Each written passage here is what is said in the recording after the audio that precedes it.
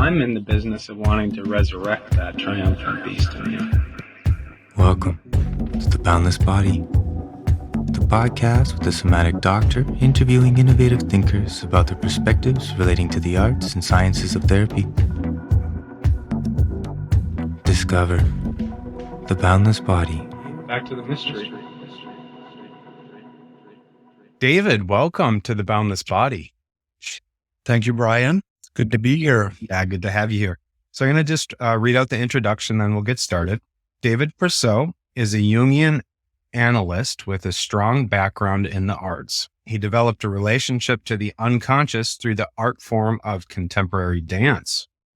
He was a professional dancer and choreographer for 20 years, and he still creates dances when time permits. In 2005, he retired from the stage as a dancer and began his master's in dance at UQAM. Can you tell the audience? University of Montreal. Yeah. Can you just say it just so we can hear your French? UQAM. Okay, thank you. So the following year, he began his training in analytical psychology at the Ontario Association of Jungian Analysts. He graduated in February 2012. Since then, he has worked in private practice and offered supervision. He is a member of the Jungian online website. His fields of interest include art, finding one's creative nature, the individuation process as an embodied and lived reality, and the exploration and interpretation of dreams.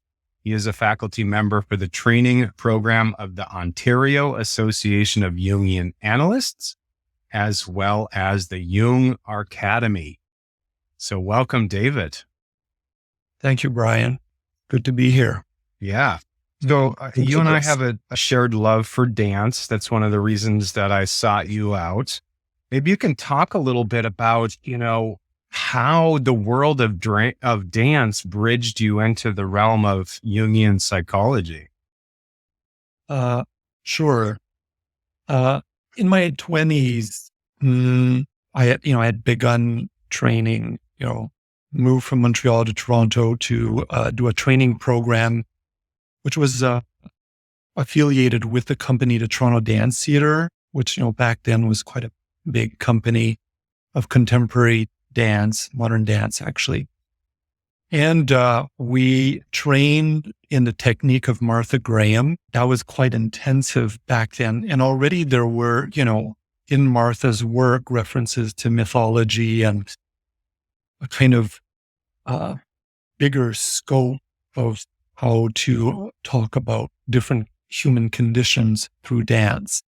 I had a friend who was in Jungian analysis, and at some point he suggested that I might be interested in that and I might need it because actually I was going through a pretty depressed time back then.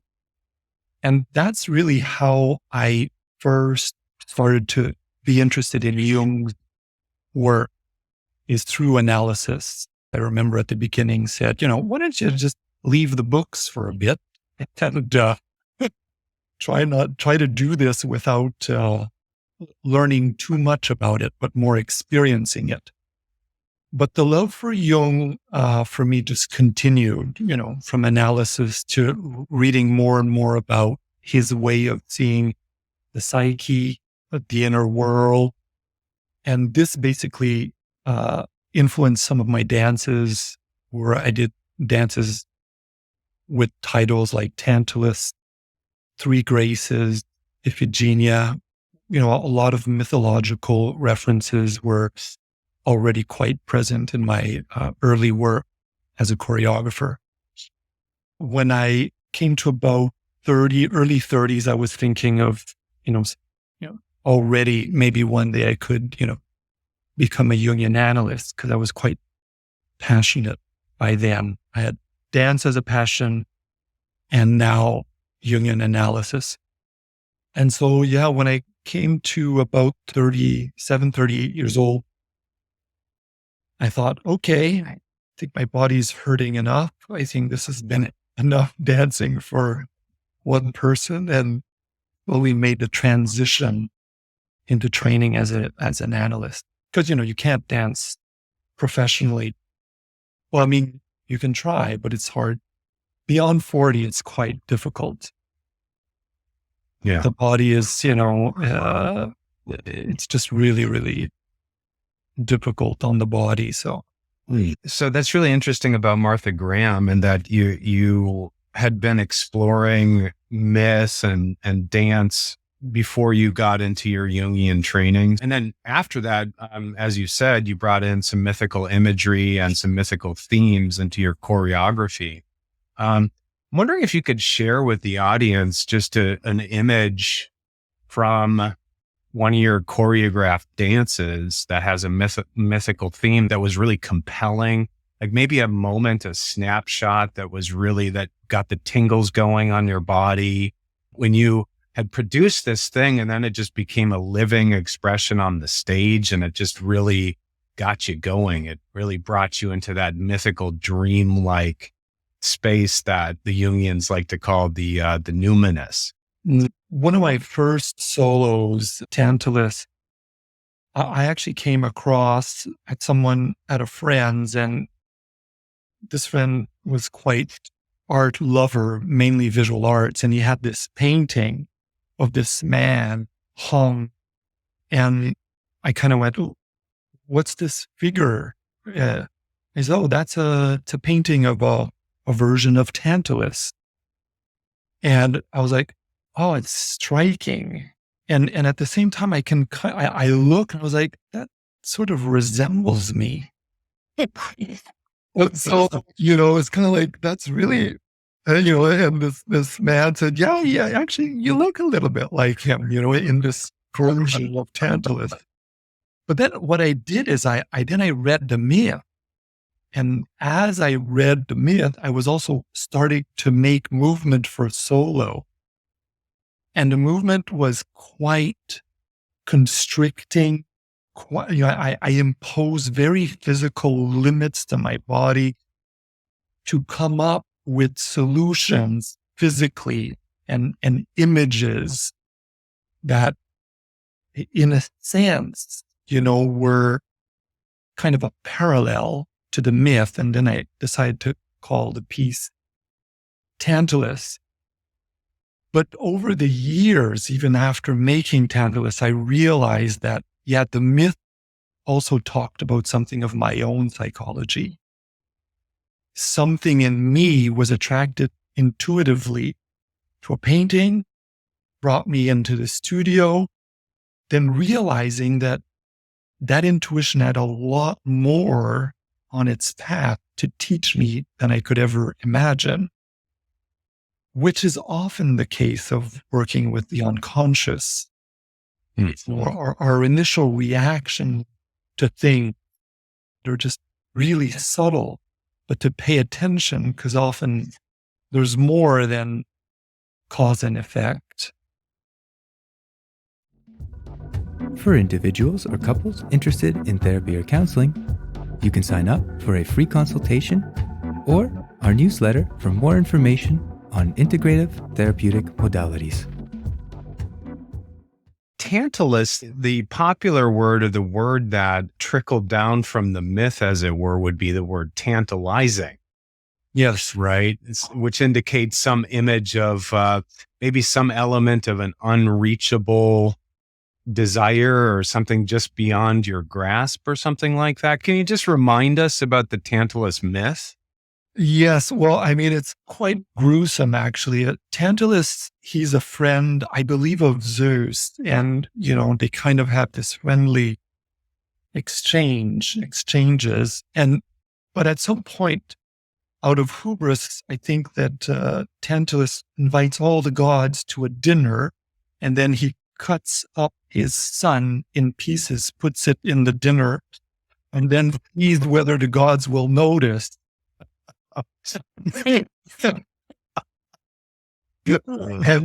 and of course, I don't know. I think I'm not sure if it's Mercury or Demeter. They're finally like, "What is this? This is a shoulder or something. Well, what are we eating?" And so he's punished by being in hell, where he's got grapes of fruit all over his head that he can barely reach. And when he does try to reach, it just recedes. And he's in the water up to his waist. But when he tries to have some of the water, again, it recedes back to the bottom. So it's having desires and not being able to fulfill these desires in a sort of tangible, concrete way, which is really interesting because, any, I think, creator will face this, having a desire to make something, to imagine something. And it's always a struggle to actually make it something that becomes tangible or, unreachable.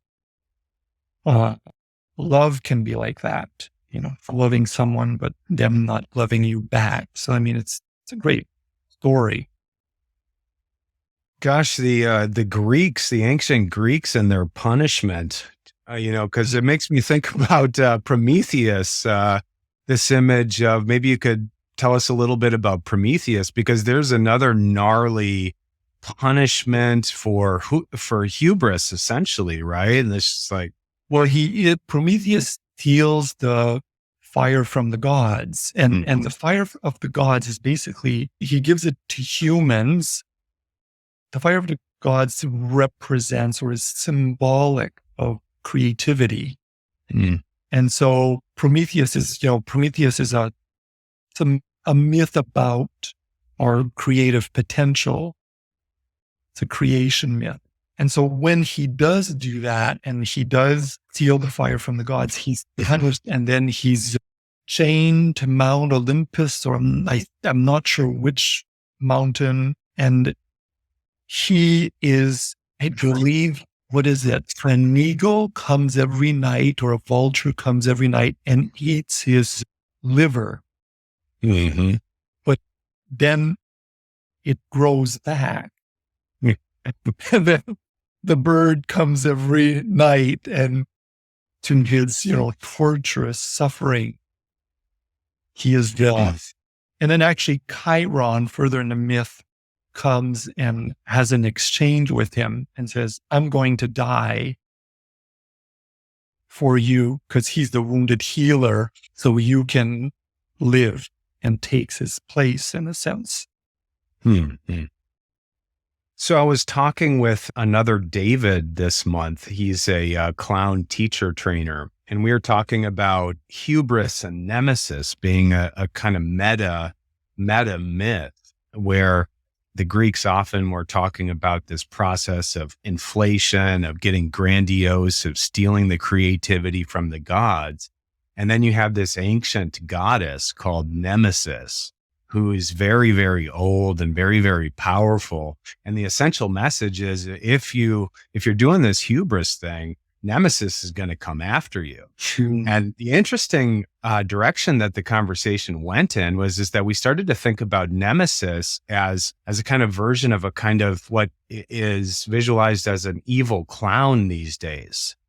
Because we were talking about how the clown can puncture grandiosity. Yes. And is therefore can be a kind of bearer of the potencies of Nemesis, which does really intense things like these forms of punishment that the Greek gods came up with. And maybe you could tell us just a little bit about the psychological powers of inflation and deflation, and because this is cataclysmic, extremely painful stuff in the psyche that has to do with inflation and kind of believing in your own press. And I can relate to that in my own life, cycles of inflation where I just think I'm so great and so wonderful and so smart. Then I run into a piece of literature or something like that, or an event in life where I just get stripped, and then I'm hung up and the eagle is picking out my liver or whatever. Yes, life can do that, like kind of take us down into, quite a bit of suffering. These myths they're so interesting, and they've lasted because they talk about, our psychology They talk about images that resonate for us as experiences. And the inflation, like it's tricky because, we need to have moments of inflation. I think for a lot of artists, if they dream big, then they need to dream big. Yeah, I like the idea that, the gods will be jealous if we're creative. They will punish us if we're creative. At the same time, in terms of our development, if we think of Jung's idea of individuation, but also just development into becoming an adult, we need to move away from basically where we come from. We need to move away from childhood, adolescence into adulthood, and eventually stand on our own, right? Be able to meet life as an individual, as someone that has resources. And to do that, the child will have ideas that are, bigger than what's possible. Adolescence has that same kind of idealistic, utopian world. Without these, we don't move. We actually need this sort of moment of thinking bigger, of thinking greater. The puer, for example, will tend to do that. However, is it all bad? No, it's not. Like to imagine that we can leave mom and dad and do it on our own is a good, I'll kind of encourage that, Yeah, you might fall, but that's part of the myth. It's okay. It's okay to fall. You need to fly first. You need to try things, experiment, adventure. I think it's another thing when an adult, is constantly unable to have their feet on the ground. Right? But there are extremes, sometimes we have to fly and then fall to know, okay, now I know that limit. Yeah. So the puer is this image of the eternal child. It's this, what I like to call the rocket fuel of naivete and the rocket fuel of idealization, because they often go hand in hand, right? I can think of this era of my 20s as a young man where I grabbed onto the yogic traditions and the Eastern traditions after growing up in suburban Minnesota or whatever. And I heavily idealized these traditions because I needed hope. Yeah. Because the Western way of thinking wasn't doing it for me. It just it blew up for me. And I was dealing with all of this suffering in my body and all this suffering in my mind. So I started to idealize in a sort of naive, retrospectively, I can look back and say, oh, that was my eternal child at play. I really needed that rocket fuel, though, in order to just basically keep me alive, Yeah. Yeah. And if it comes in a space of imagination, like you said, hope, well, this is, we lack imagination. We are in, Canada, the US, we lack imagination. Like there's something to gain of cultivating our own imagination in many ways. I think for men, one of the things that's lacking is imaginative ways to see what it is to be a man now. You and I, we both grew up with an image of what it means to be a man. And well, that doesn't work anymore. When you walk down and you see young men still trying to fit into this format of what it is to be a man. It lacks imagination. It lacks also all kinds of other things that are proper to being a human that aren't being lived. Boys don't cry, right? Well, no, actually, this is tricky, Humans cry. Humans have emotions. Whether they're men or women, we have emotions. They got to be lived. They got to be experienced. They got to be contained. They got to be made conscious. When we don't have space to live that, then we become sick. We're divided with our own self. And I think men suffer a lot these days out of not having imagination into other ways they can be. Mm-hmm. And following, their own interests as a way to go, and instead trying to fit in some idea of how they should be as guys. Yeah, and a lot of times that's the rationalist, the logic that's running the show. I'm thinking about this image of hubris again, where you have the stealing of the fire by Prometheus, the stealing of the creative flame from the gods. And I just ran into a research article recently that scientists are actually bringing sheep full term in what are called bio bags, which are essentially this specialized amniotic gel that essentially you can bring now a sheep full term in a basically like a sandwich bag. And what a strange image is stealing the fire from the deities, right? Like here we can just create in a lab with this rationalistic scientific method, we can create a sheep in a bag. And what an image of hubris, especially if it doesn't have some element of the imagination, if it's just thinking unintegrated with feeling. And that's one way I like to think about imagination. It's a bridge between thinking and feeling. And so many guys just get caught up in the mind. And when it's just rationalism all the way down, then it's just, sheep in sandwich bags. Which is just kind of a horrifying image of the magic of the universe, right? Just like put in a sandwich bag. Yes. Stifling for sure. And then another element of it is like, how amazing is that? Yes.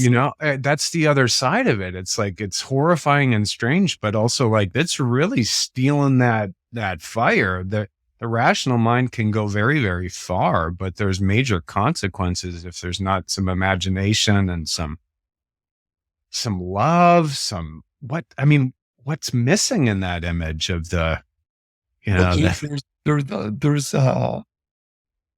value missing, in the sense of value being something that, we discover, right? Jung is interesting when he differentiates emotions and feelings, and he says, feelings are a function like thinking or intuition. Emotions are reactions to things. They're human reactions. We all have them. But when he talks about feelings, he talks about, our value system, introverted feeling as we don't just fall in love with anyone. We fall in love with very specific people. In time, we mature with what works for us, what doesn't, the people we like, the people we don't like, the activities that are us, activities that are not us. This is all feeling. It's our feelings that will basically is the compass to what's going to have value in our life. Do you like sheep? It's like, do you like sheep or do you like wool?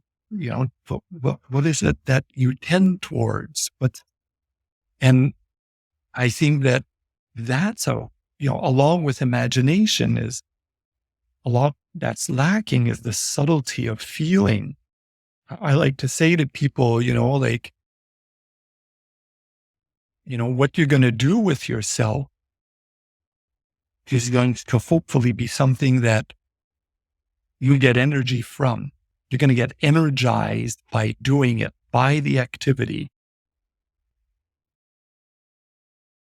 A musician will tend to favor one instrument over another. Why the drums and not the piano for one? Why this instrument and not that one? Well, it's because of how they resonate with the instrument. This is true of anything in life, And so it's the inner world, listening to our inner world, listening to how we respond to things, which is subtle, is going to tell us what has value. But we've lost, a lot of us have lost the capacity just to listen to those subtle. When I saw that painting, I was like, oh, that's interesting. Why that painting? I mean, the person had all kinds of paintings on the wall, but that one, for some reason, did it for me. So much, I think, is listening to those subtle cues that, happen not, on some other country while we're on vacation. It happens, down on the street here every day. We just don't pay so much attention to those subtle things within.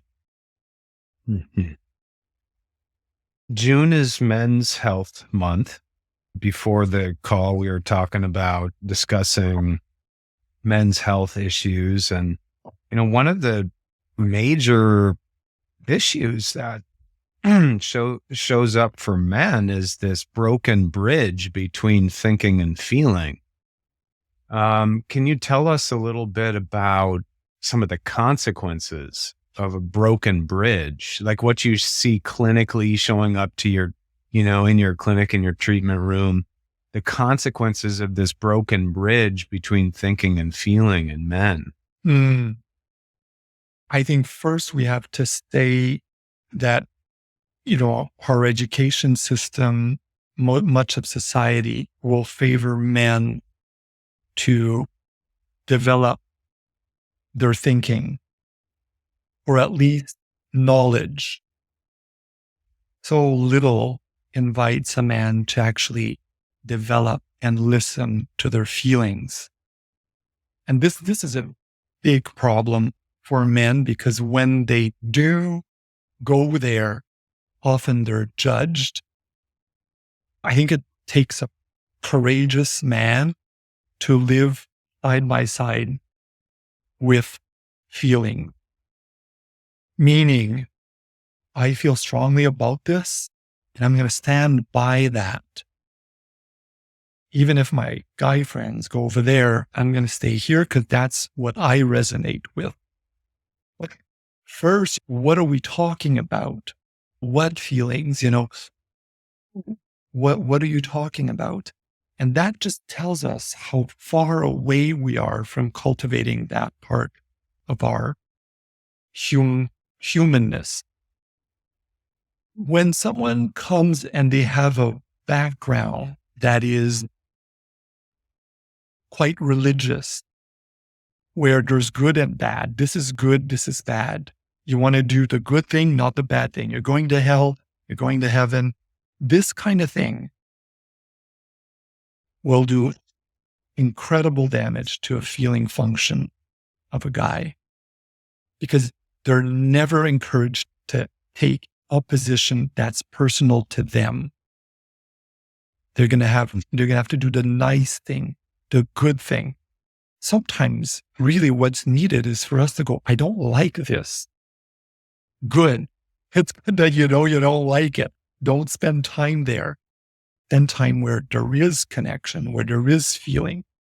And when you're with a predetermined notion of everything that's good and everything that's bad, you're not listening to your feelings. And so I've worked with men, and much of the work for the first few years was for them just to recognize that some of the things that they value doesn't fit the church, doesn't fit into a nice little package. And, some of our instincts, some of our feelings don't fit into that very persona, how we show ourselves in the world before anything else. And that creates, now, there's thinking guys, like they're very good thinkers and they do fine because, they find a way, they're strategic, they can use a lot of what comes very naturally, but then they come to midlife and then they end up in, our offices and we work with them and we realize, well, most of their relationships are not working. The girlfriend is like, I don't know where you are. Like, I don't know where you sit. I don't know where you stand. I don't know, like you're not there. Yeah, because they don't know, they haven't listened to their feelings. That has been neglected and they don't know what has value for them. So the girlfriend's like, do you even have value for me? Well, yeah, you're my girlfriend. Yeah. What does that say? You're my girlfriend. Doesn't say anything. And so it's subtle, but it has its toll. And at midlife, when we work with people, we really see it. We see those things come up. And these things they're not persona. They're not their jobs. They're not what their parents wanted. They're not the fact that they're dads. They're not the fact that they're, professionals. Those things inside that they have been neglected, and much of it is connected to their feelings.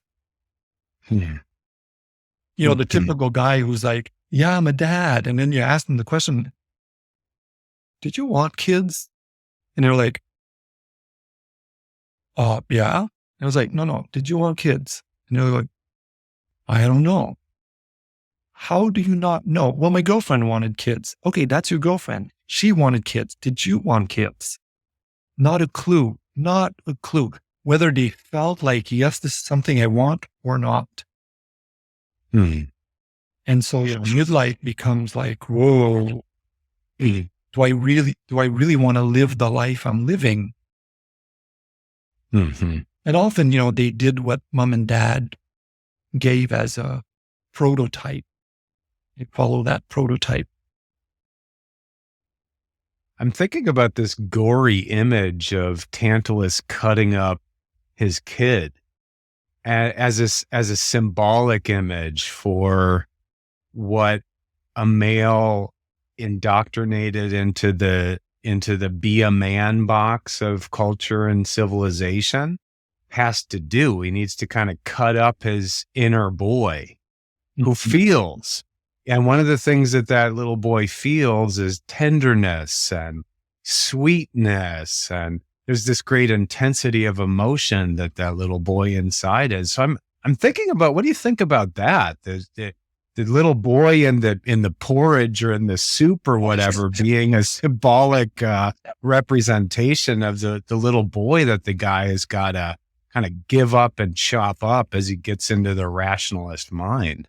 Well, I think it's a great way to put it, what you're doing with it, Brian. Yeah, I think the boy within us, one of its main things is that it's sensitive, meaning things affect the boy.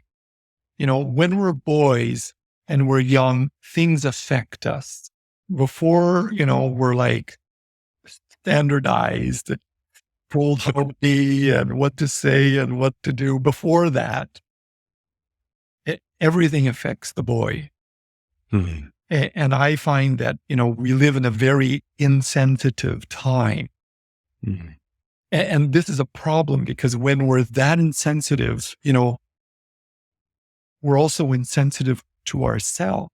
And the boy really, when you cut up the boy, you're neglecting, to me, a whole part of your humanness, of being sensitive to things. Now, sensitive to things is one part. It's not the only part. We can't live as boys when we're adults. But let's take an example. Something happens. I'm affected by it. I can be affected by what I just perceived or lived and just consciously go, I'm affected. I feel sad. I feel hurt. I feel angry. I feel all these things. Okay. And then I can live them. I can go to work, be really upset, know that I can't scream at people, my coworkers, because I'm upset, because I'm not a boy anymore. Go home and at night, sit with the fact I'm still upset about this. Why am I upset? What is this that has upset me so much? Is it mine, or is it something that I didn't do, was done to me? The child, in a sense, is going to ask more work about it. Listening towards sensitivity will ask more work of us. Yeah.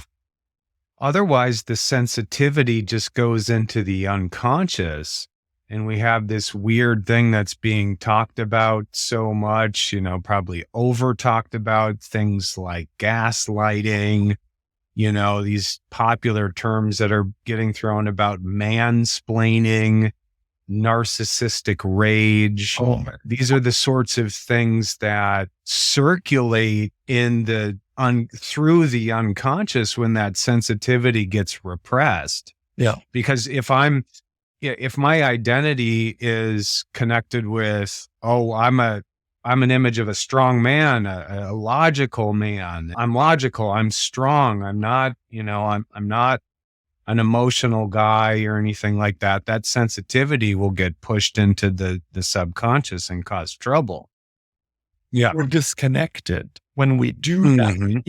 If our sensitivity is not made conscious, as you put so well, it ends up in the unconscious. Things don't disappear, like a guy is in a situation, he's affected. People I worked with him, it's like, okay, you lost your parent, didn't shed a tear, didn't feel anything. Okay, well, depend on the situation, the connection with the parent, but most often it's because they can't bear living that emotion. They can't bear living that sadness. Now, if you think about it, if you're affected, you need to cry, you need to be sad. This is energy. It's real energy. You live it. It's energy. You repress it. And, we've learned a few things. Energy can't be repressed. It can't just, it won't disappear. It's not magic. It's not because you didn't live it that it's not there. And so once it's in the unconscious, then, it's like Freud said, anything that goes into the unconscious, well, like a swamp, it'll grow, but not into what you want. But it's going to grow into something, but not necessarily what is best. And so it's the same thing. It's going to turn into something that's going to stay there. And then we can put a lot there until eventually it's stronger than our conscious ego. And then it takes over. And then, we find ourselves depressed or very, very, very anxious, can't get up to do what we need to do because so much of us has not been lived. Mm-hmm. When, emotions come or feelings come, we acknowledge them, we give them a place. It's basically psychological hygiene. It's like going to the toilet. You need to go to the toilet. Go. That's psychological hygiene. Mm-hmm.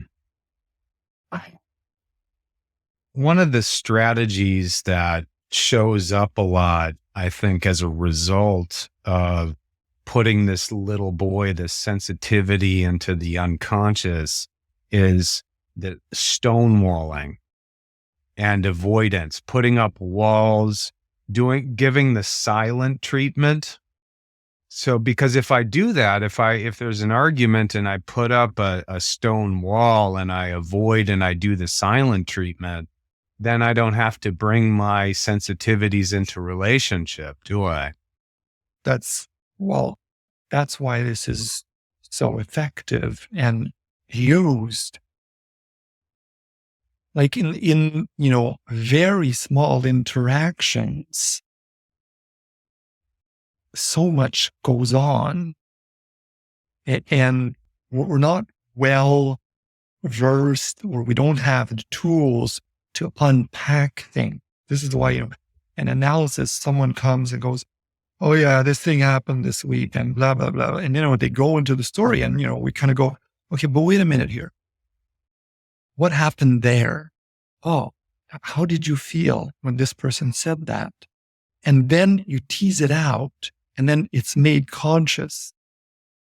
And then there's always, things like, oh, well, maybe the other person might have thought that or said that, and you interpreted it this way and then felt that way, which connects to the way you were raised. And so you got really upset. Like, it's complicated. Mm-hmm. But if we don't do a little bit of that, then it accumulates and accumulates. And then, our cup is full, and then we stonewall because the cup's full. And our only weapon, our only way, our only defense is to kind of go, I'm not going to feel anything. You're the problem. Yeah. Yeah. You mentioned the word complicated. One of the regularly used Jungian terms is the complex. The father complex, the mother complex being the classical ones, but the word itself indicates complexity. It's a complex. Another term that Jung used and Edinger is the identity complex. Mm.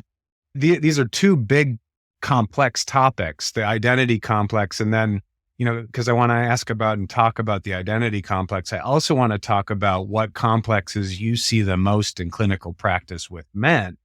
So that's two questions, two prompts. Can we talk about the identity complex and what are the most common complexes you see come into your office, with men? Okay. Well, the identity complex, I find that over a lifetime, we change. And we change a lot. And our capacity to change is huge. Meaning, the little boy, yes, it's a part of us, but we need to also outgrow that. Our parents, as a child, as Jung put it, they're like gods to the child. The parents are. We're going to need to outgrow that. We don't outgrow our parents when we're adolescents. We don't outgrow our parents when we're adults. Often we kind of figure out that our parents are not the same as when we were a boy. They've changed even. And so it doesn't quite work anymore, but we still, fight with them and have arguments and feel all kinds of things when it's the holidays because we got to spend time with family. So all of this stuff is so much part of us, but we do change over time. So which identity is our identity? Which one is it? Is it when we're a boy, for when we're 20, or when we're 40, or when we're 60? Which one's the right one? So right away, identity as something that's fixed, to me, is problematic.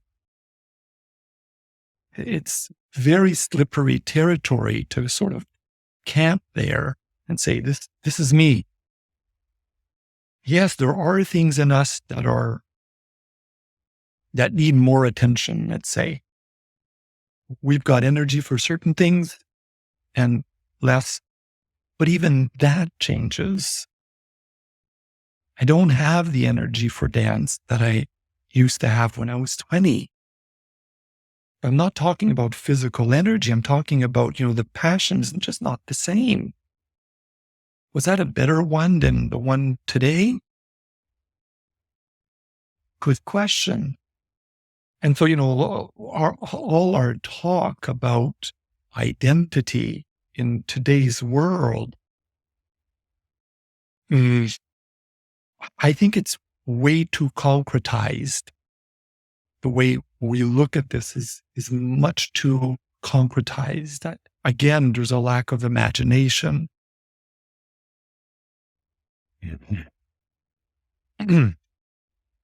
I was working with a man recently, and he said something to the effect of, I don't relate with that somatic stuff. I just don't connect with it.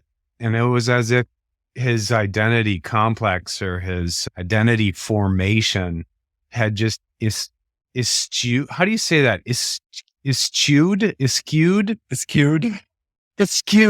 Had just eschewed that. And by eschewing that, he reinforced his identity matrix or his identity structure almost by saying, I'm not that, so I'm more of this. Yeah. I'm not that somatic person. I don't do that woojie feely stuff. Therefore I'm more of this. And you see, when someone comes to that kind of instant response, it's like, no, I'm not that. That suggests a defense. And we're all fragile. We have strengths, we have weaknesses. Take a thinking guy, who's really, really smart, and this is his strength. And then you bring him into an art gallery, and then you look at a painting, and then you say, what do you feel about the painting? And you're going to get either a really defensive, oh, this is shit. Like, I hate this art stuff. Going to be defensive, or they're going to get super complex and, I don't know, because feeling is really far from their consciousness. And so they'll feel like their ego is weak. The ego is in a weak place. We all have that. All of us. Like, there are things that are strengths for us, and then there are things that are weaknesses. When we're in our strength, hopefully we've built that and our ego is strong in the most healthy of ways. And then there's spaces where, like if someone starts to talk to me about mathematics and physics, I'm going to feel like this big, because I don't have that strength of faculty when it comes to those fields. And even the simplest thing, I need more time to understand. And so, but that to me is, a defense that has come up for that woman. Yeah. Another one is, I'm not an angry person. But then they'll throw around words, euphemisms like frustration. I was feeling frustrated, but I'm not an angry person. The rationalist type mind in the man is like a type of Teflon.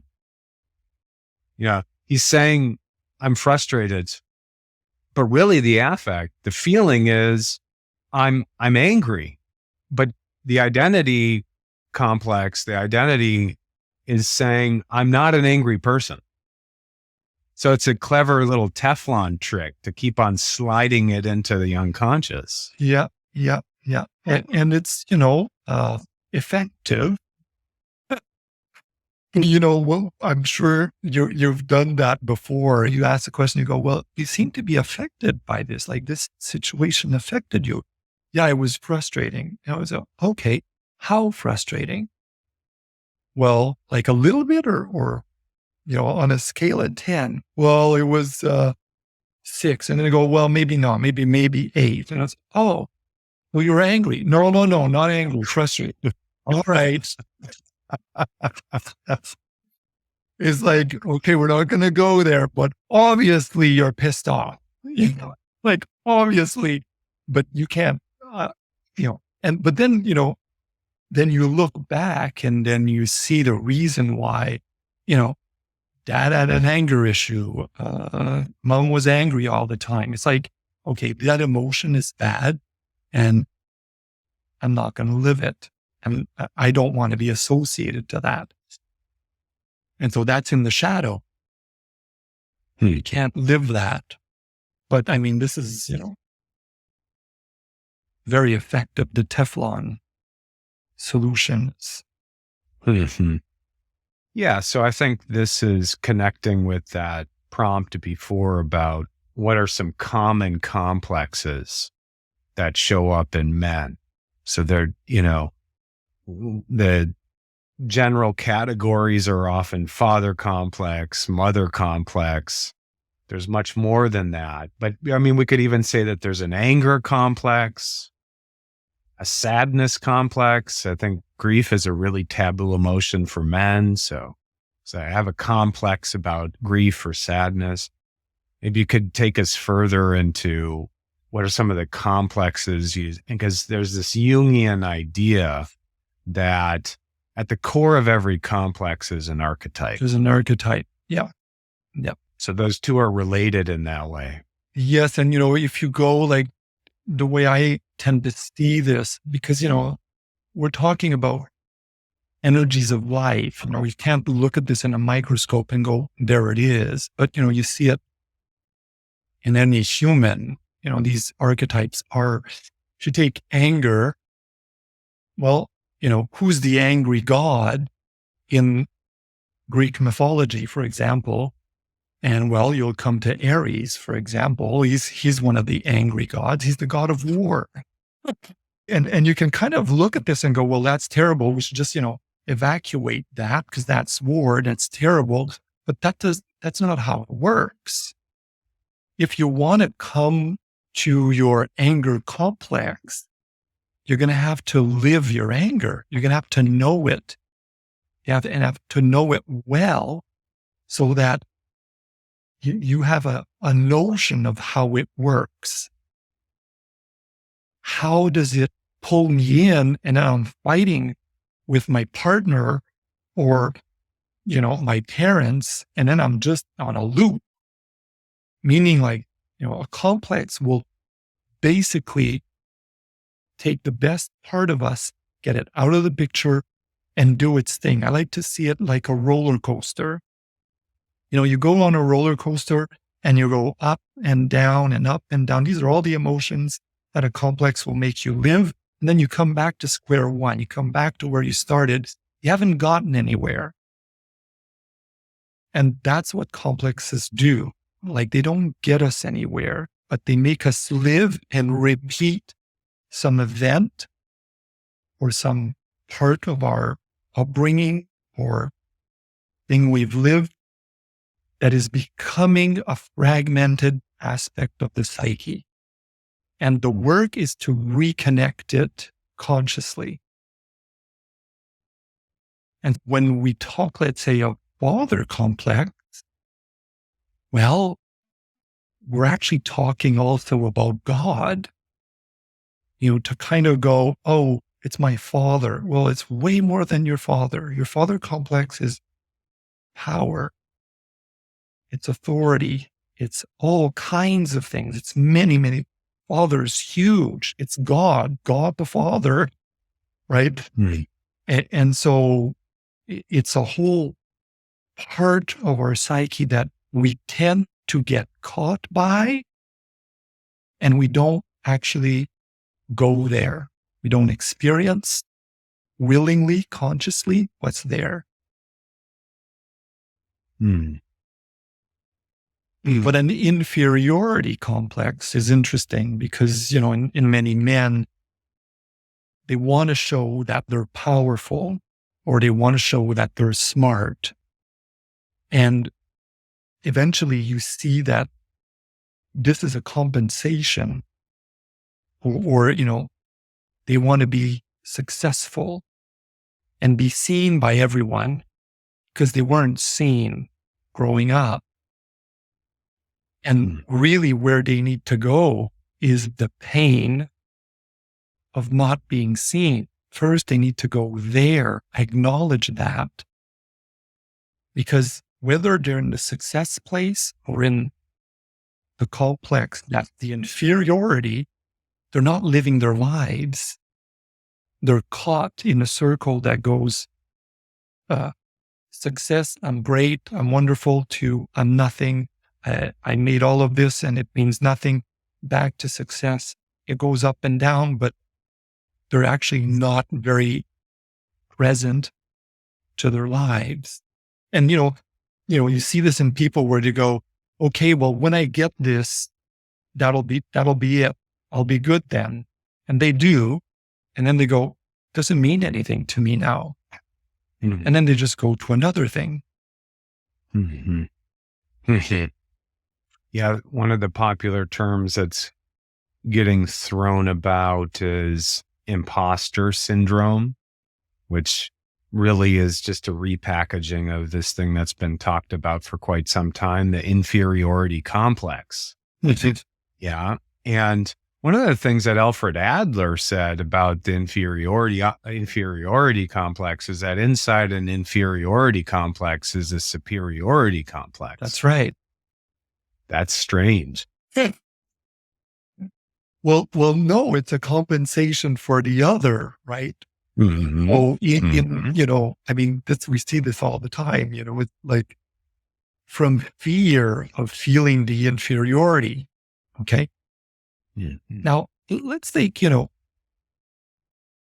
a man who grows up with a father that at every occasion, he makes sure his son does not win, is not better than him, is not smarter. And the father just, the whole time growing up, makes sure that his son feels inferior. This is not who the son actually is. It becomes a complex. And it's so hurtful that he's going to do anything but not feel what his father made him feel. And so he's going to try to be superior. And he's going to become as tyrannic as his father was. Always kind of going, no, I'm not like him, but exactly like him. From fear of feeling the inferiority he felt with his dad. Now, when we work with people, if they get there, if they do feel the inferiority, then they can start to go, this is not me anymore, talking about identity. This is an old me. And I can now not go there anymore, not have to justify who I am or fear that every man in my life is trying to make me feel inferior. It's quite loaded stuff. One of the things I love about Jungian psychology is one of the things that, there's the great Israeli analyst Neumann talks about a lot. He's very fierce about collapsing psychology into individuality, into personal autobiography. And the Jungian tradition has this really rich mythic and narrative tradition where it's the archetypal images, it's the mythic narratives, it's the what shows up in psychosis. It's what shows up in literature, these intense, timeless images of the creation deities that cut across cultures and so on. Neumann was so fierce about just collapsing this huge heritage of complex and diversified images, that bear so much emotional intensity, like these images in ancient Greek mythology, and just collapsing it into mommy daddy discourse. And it can be so unsatisfying for what the psyche actually produces in dreams, what the psyche actually produces in its tantalizing imagery, right? That is so profound and so imbued with potency. And then we just collapse. We have this tendency to just collapse everything into personal autobiography. I think I like to pick on internal family systems a little bit, because even though there's a kind of sense of role structures like the protector role that are shared as a function, we all have a protector function, for example, it's still there's this sense of it doesn't account for the great numinous thing in the psyche, the great bigness in the psyche. And I think Newman was just so fierce about this. And I think we need some of that medicine to not just put everything into these, because narcissism, again, is just another example of, mommy and daddy, because mommy and daddy didn't give me this thing. Yeah. That's why I'm narcissistic. But that doesn't account for this enormous thing in the psyche that is deity sized. Well, yes, you have to leave mommy and daddy at some point. It's like they're just human beings. Leave them. For some, it is about, okay, it's not about mommy and daddy anymore.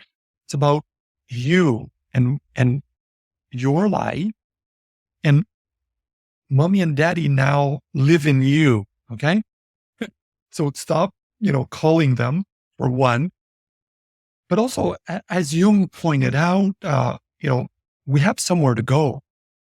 We're not only a product of where we come from. We have somewhere to go. Our soul has an objective, in a sense, a place where we are now becoming.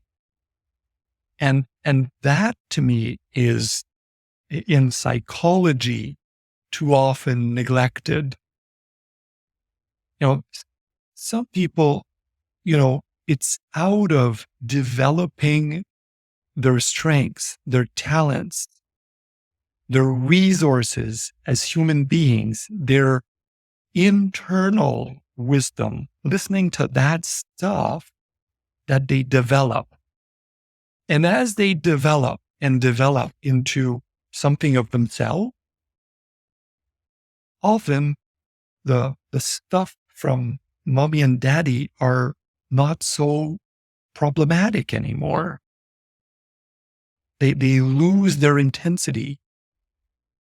And so we go back to mommy and daddy if there's something in the way of becoming. If there's nothing in the way of becoming, well, okay, live your life, make something of it. No problem. You don't end up in psychotherapy. Most people come to psychotherapy because they're suffering, because things are not working as they wish, or things have fallen apart. And then the work is to look at what happened. But the only reason we go there in the past is for them to live their life now and continue on their path. And so, some of these images, some of this mythology, some of fairy tales, it's about coming to the end of the tale. Not only about the beginning and the missing king or the missing queen, right? Which a lot of the story is going to be about, but it's also about this whole movement in time development into becoming who we are and living our life.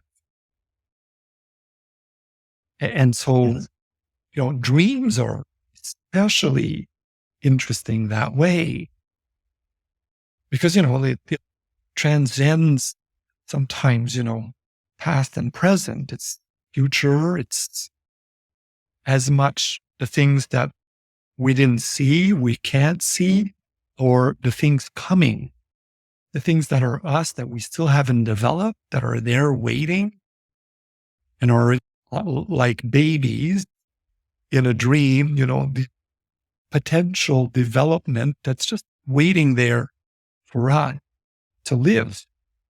It can be challenging to package for some guy that's stuck in his head who's a rationalist. It can be challenging sometimes to educate about how powerful dreams can be in their growth process. What have you learned about packaging dreams as something that's useful to look at? I mean, hopefully when a young person comes into analysis, they're hurting. And that's good, whether they're young or old, actually, it doesn't matter. Because usually we suffer because often there's things in our lives that we don't get, we can't process, that keep coming up. But when we're suffering, a door opens, we start to give up. We start to go, now I need help. Finally. So that's a movement towards connection.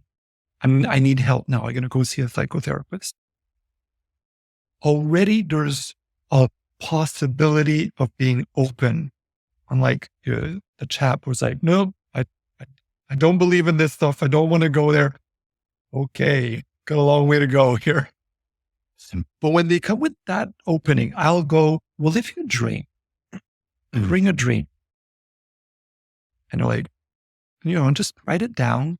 You don't have to remember everything. Just bring your dream. And when they do that, my experience is that then we'll start to look at it and we look at the associations they might have to certain things, what's going on in their life. And often they're just stunned. They're just like, oh, I didn't see that. Oh, they get to see that the dream is so who they are, part of them that they don't see. And often that's how they get hooked. And they go, I don't know why, but I bring this material and somehow it talks about me. And, when someone's not living their potential, the dream's going to bring it up. I go, hey, why is the dream bringing this? And you're interested in this, and the dream seems to be bringing it up. Maybe you have to take this seriously. Yeah, one of these guys that identified as not being aggressive, not having any anger, one time brought in a dream that he was doing a performance on a stage. And so the dream ego himself, the projected image of himself, was doing a performance. And at some point in the performance, he started to gun down the audience members. And isn't that an image of, okay, we got something in the unconscious here that's aggressive? That's right. Yeah. And I mean, here again, this is tricky territory. The aggressive nature in men needs to be contended with. You don't just do as if it doesn't exist, because that won't do it. You might end up with a bigger problem if you just push it aside for too long. It's got to be worked on. You got to live, especially, going out in the woods and tam-tamming won't do it, right? It's the lived experience of our aggression, like within ourselves. That does not mean you go get into a fight. It means that you can live with the experience. With aggression, when it's contained, it's, for a lot of men, it's the fuel to get things done. If it's focused in the right place, wow, that's powerful. And if it's connected to something they value, well, they can make a life out of this. They'll build a life. Because, talking about men, I think that one thing, if young men are to understand something, it's this. It's not because we're 18, 20 years old that we're men. We work at being a man our whole life. And maybe somewhere in our 40s, we start to go, I'm starting to feel like a man. Yeah, it takes that long. I'm sorry, guys. It takes a long time to feel like, okay, I can stand. We have moments when we feel, hey, I'm solid now, moments. But too many things in life are difficult, and we don't feel like that all the time. And when we buy into the image that we're the strong man, it's just an image. And when push comes to shove, the image doesn't hold. Older men mentoring younger men would be a great way to deal with the aggressivity in the young men. An older man who goes, no, you're feeling like this? You don't go out on the street. You don't do that.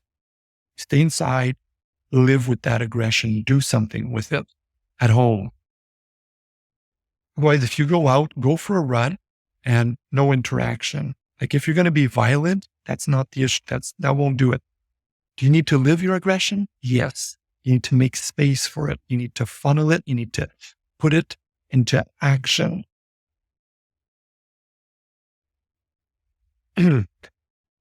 So what do you think the limitations are because there's a lot of dream encyclopedias and like symbol dictionaries and things of that nature where a person could, take the dream that I just offered as an example and look up, go to the S section on a dream encyclopedia, or the G section and look for gun. What does a gun symbolically represent? And then I just go to the symbol dictionary and then I read it. And then I've sort of figured it out, the symbolic elements. What do you think? Or in a similar manner, I think with internal family systems, you and I could just say, that's the protector function. Mm-hmm. How does that serve? How does that limit that way of thinking about symbols? Okay, well, symbols are, the best way for the psyche to bring up something that's archetypal.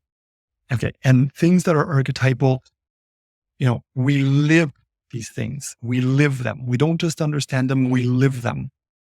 You take the archetype love, falling in love, okay? Interesting. People who fall in love will say very similar things. I felt this and I felt that. And, very similar things. That's the archetype. And you don't know anything about love unless you experience it. You can read it in every book, think about it till the cows come home. You won't know a thing until you experience it. Same thing with a dream. When a dream brings an image, a potent image, keep the image in your imagination. Then also try to relate it to an experience so that the image becomes almost embodied, felt. And that's the dream is speaking in that intensity. Really, it's really not speaking to our way of using our minds exclusively.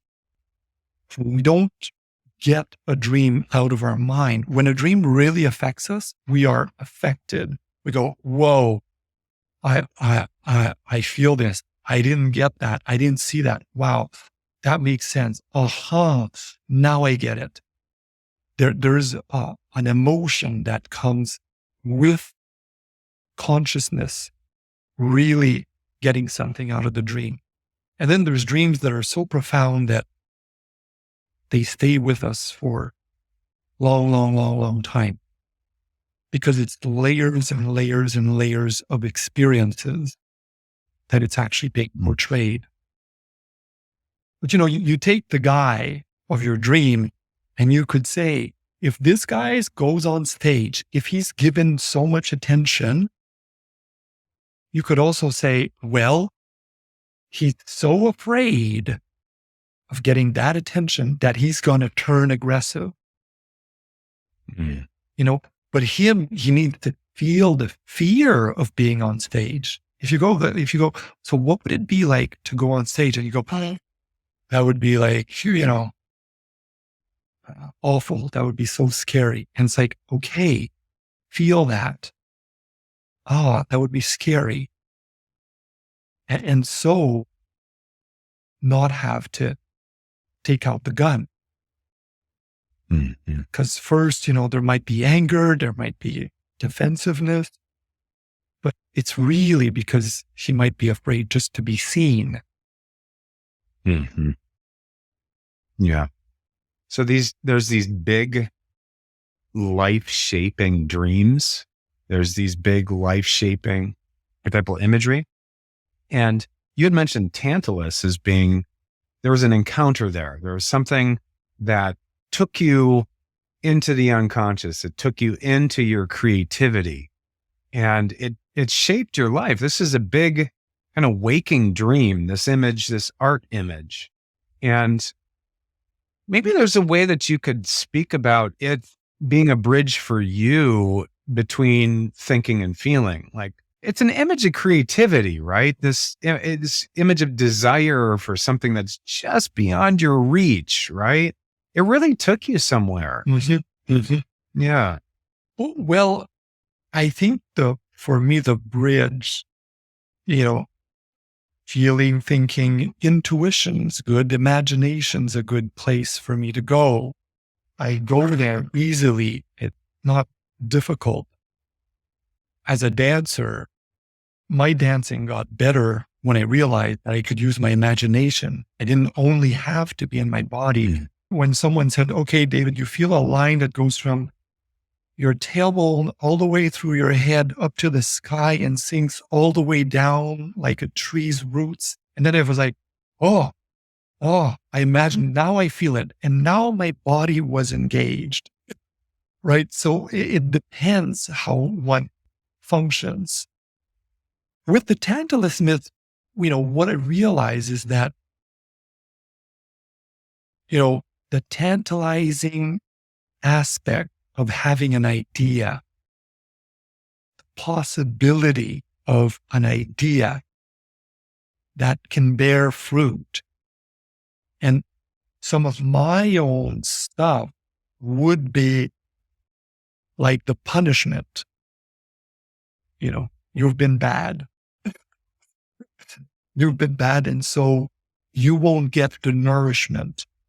And eventually outgrowing this, outgrowing the myth, inside of going, okay, that was a big part of my life at some point, and it had really positive effects on some way, because I could say, okay, I'm going to make a dance. It's going to be presented in a year.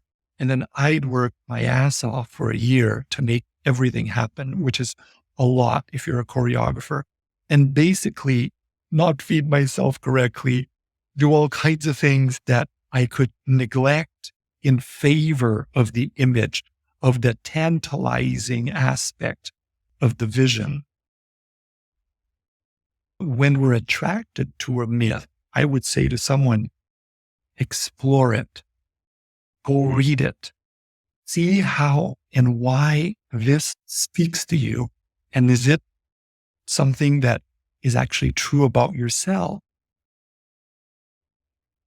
Because, we're very specific individuals. And so we have our own stories inside. It's not all the stories that apply to us. I don't know if that answered your question, guys. I work in Silicon Valley. I work with a lot of really smart guys that are very intellectual. And, this concept of the embodied imagination is intuitive to guys like you and I. Embodied guys that like to express and, oh yeah, embody a myth and mythical energies. And even saying the word energy can be a bad thing to say out there sometimes, right? So, what pragmatic elements of, let's say a guy comes in and says, I get in a lot of conflict with my wife. I want some behavioral tools. I want some cognitive tools here. And you and I are thinking, well, we got to get this guy doing some embodied imagination. Where's the bridge in a big idea like that? Embodied. I want to get this guy to embody imagination more. How's that going to help him to reduce conflict in his partnership? The thinking type, and I'm sure you get a lot.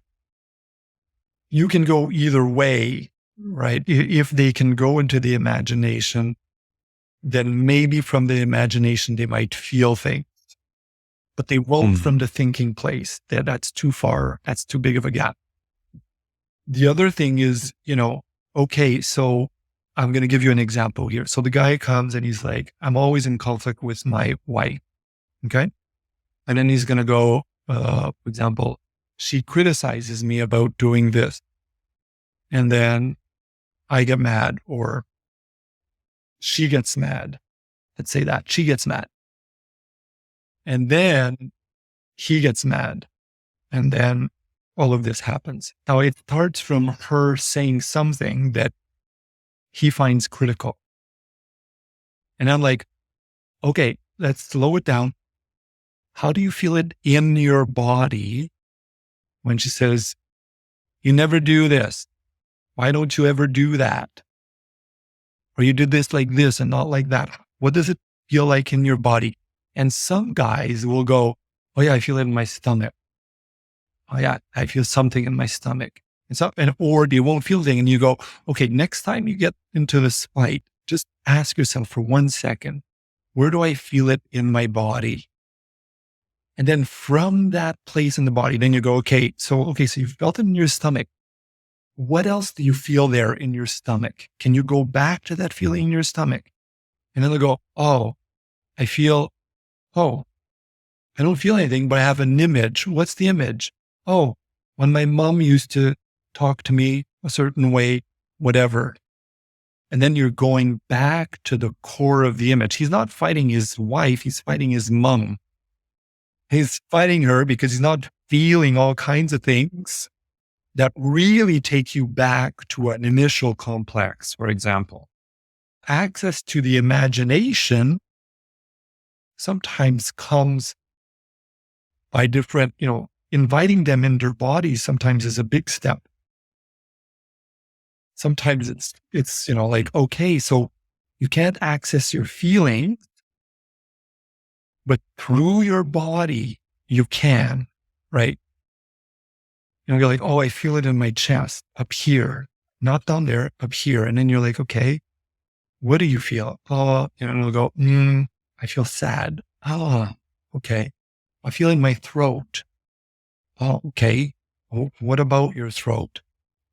And it's like, well, I'm angry. And do you tell your wife that, you're upset? Well, no. And now, it needs to come out.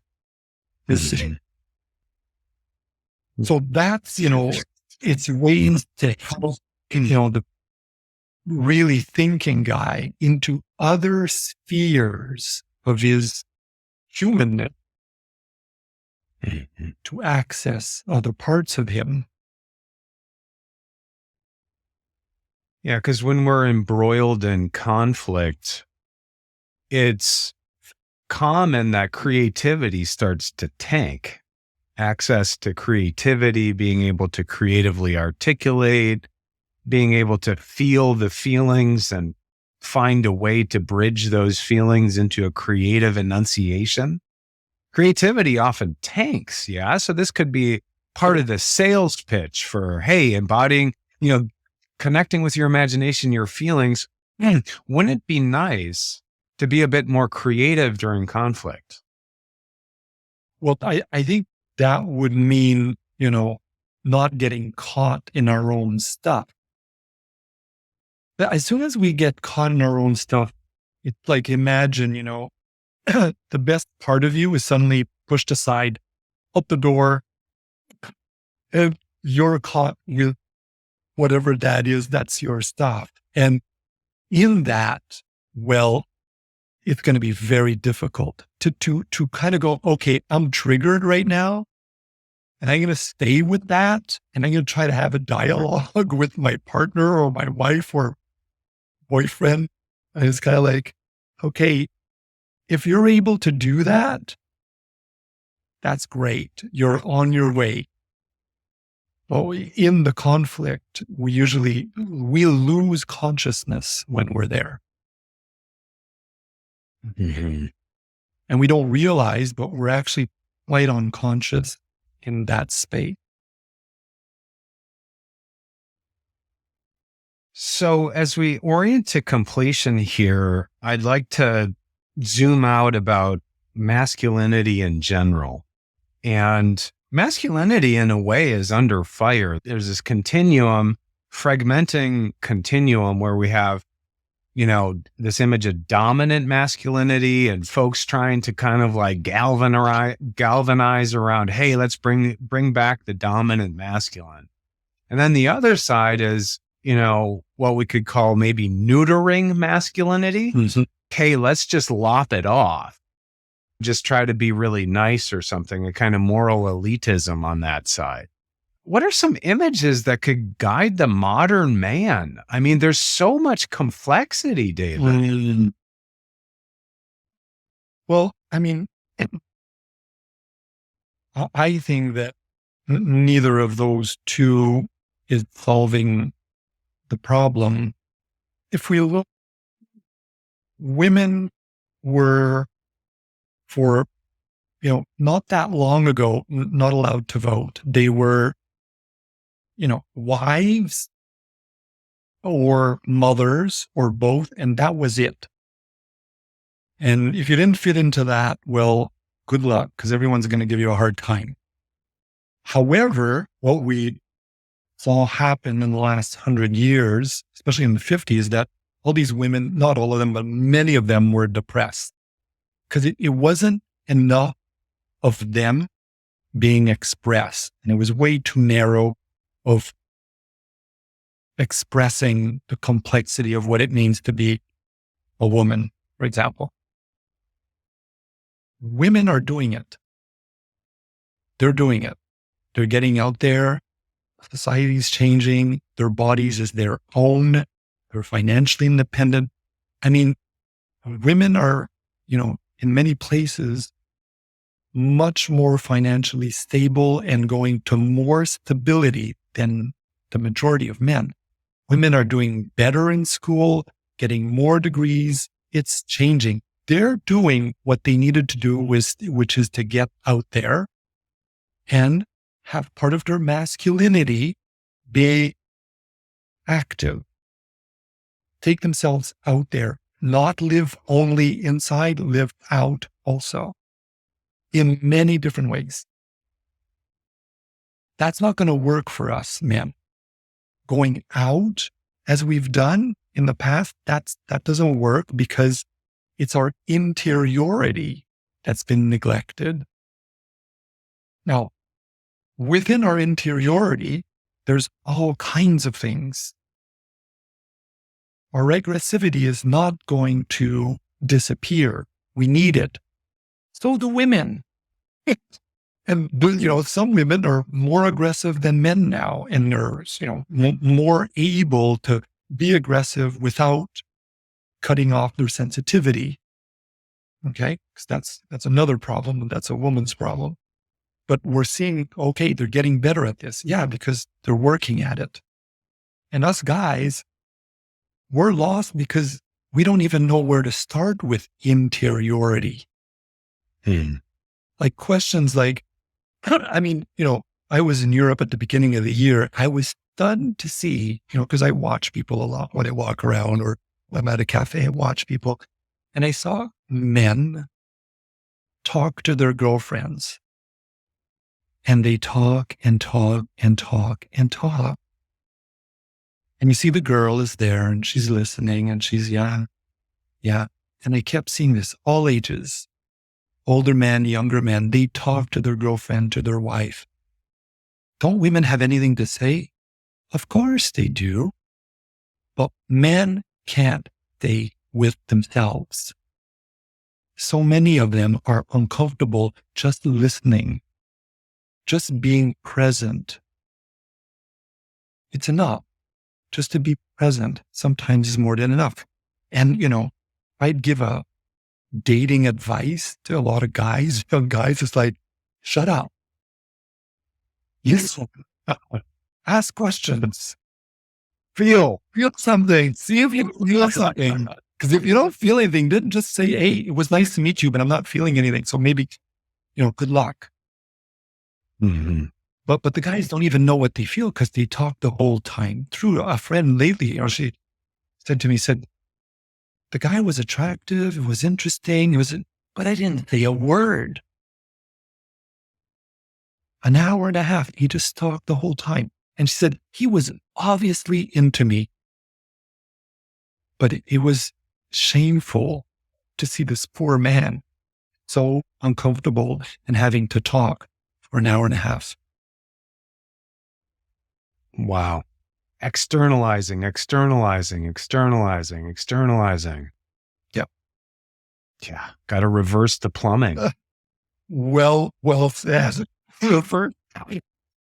So maybe the image of the, this hyper complex times is the image of a plumber, the literalistic plumber, but a kind of metaphoric. You don't see the plumbing, right? You don't see it.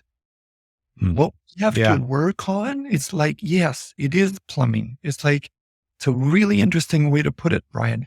It's like, it's the stuff that circulates in us that no one sees, but we experience it. And now I think our plumbing is, it's rusted. It's not good. It's not used. Parts need to be changed. There's a lot of work there. Where's the inflow valve here? Where's the inflow valve?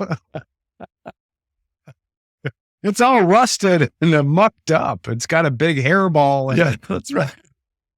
It's like, yeah. And the water is coming out, it's like, it just won't circulate.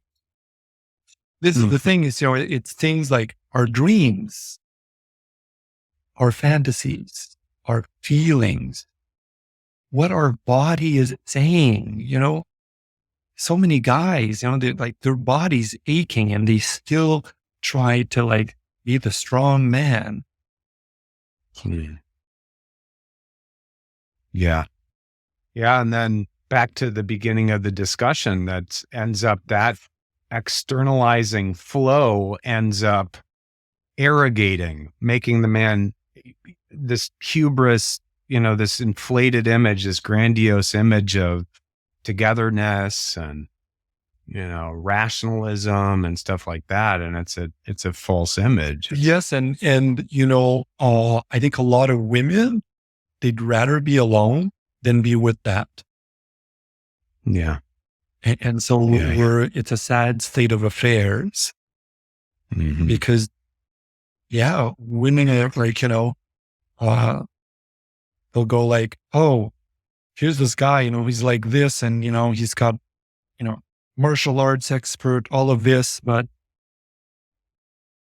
terrible in bed. Terrible. Yeah. Because he never actually thought that maybe he needs to listen to his partner's cues to be a good lover. Yeah.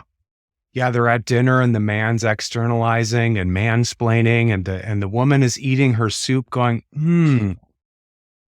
I'm tasting a chopped up little boy here.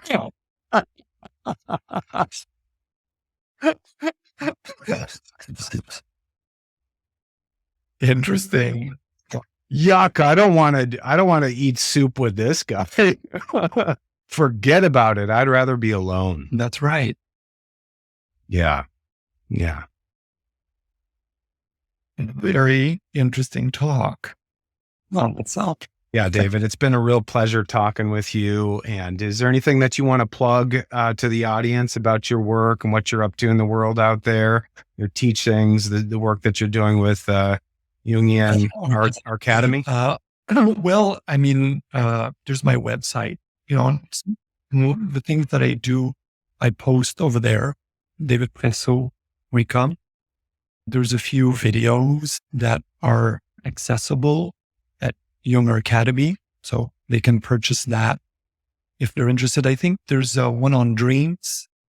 There's one on parental complexes. So those are things that, if people are interested, are available. Thank you so much, David, for coming on the show so that we can continue to explore this concept, this question in the boundless body. What can a body do? You really brought us some interesting directions in terms of embodied imagination. So really appreciate it. Thank you, Brian. A pleasure, as always. Yeah. Thank you for listening to The Boundless Body with the Somatic Doctor. Please leave a comment, subscribe, and like us on social media. We're a swarm. We're a colony. We're a multiplicity. Until next time, be well.